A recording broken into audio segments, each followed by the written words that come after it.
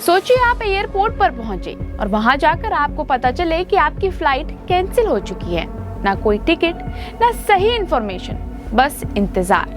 दरअसल न्यूयॉर्क में इन दिनों हजारों लोगों के साथ कुछ ऐसा ही हो रहा है। वजह है एक बड़ा और खतरनाक बर्फीला तूफान।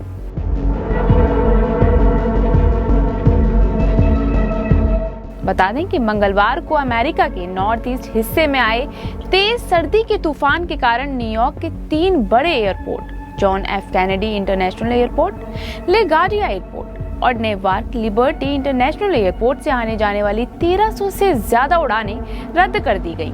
इनमें से सिर्फ JFK एयरपोर्ट पर ही 400 से ज्यादा फ्लाइट्स कैंसिल हुई। फ्लाइट्स जानकारी देने वाली कंपनी फ्लाइट अवेयर के मुताबिक एक दिन में 426 उड़ानें रद्द हुई।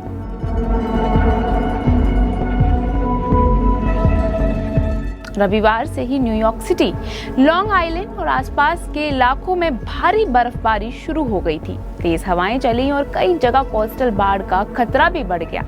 The US national weather service ने वार्निंग दी है कि कुछ इलाकों में 61 सेंटीमीटर तक बर्फ गिर सकती है। हवा की रफ्तार 60 माइल्स पर आवर तक पहुंच सकती है। इस तूफान को बम साइक्लोन कहा जा रहा है, मतलब ऐसा तूफान जो बहुत तेजी से ताकतवर हो जाता है। यही कारण है कि न्यूयॉर्क शहर के मेयर जोहरान ममदानी ने रविवार को लोकल इमरजेंसी की घोषणा कर दी, क्योंकि इलाका बर्फीले तूफान के लिए तैयार था।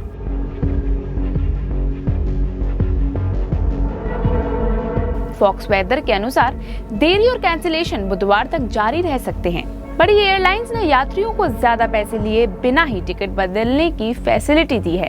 हालांकि अब मेन स्टॉर्म कनाडा की ओर बढ़ चुका है, लेकिन एक और मौसम सिस्टम एल्बर्टा क्लिप पर आ सकता है। इससे हल्की बर्फबारी फिर से हो सकती है, यानी जिसका मतलब है कि ठंड और परेशानी अभी पूरी तरह खत्म नहीं हुई है।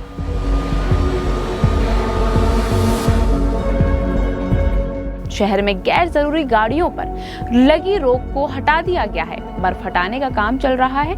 एनजी ट्रांजिट और पाथ ने सर्विसेज फिर से शुरू कर दी हैं, लेकिन कई ट्रेनें और बसें देरी से चल रही हैं। सबवे कुछ रूट बदल कर चल रही है, तो कुछ लाइनें अभी भी तूफान के कारण बंद की हुई हैं।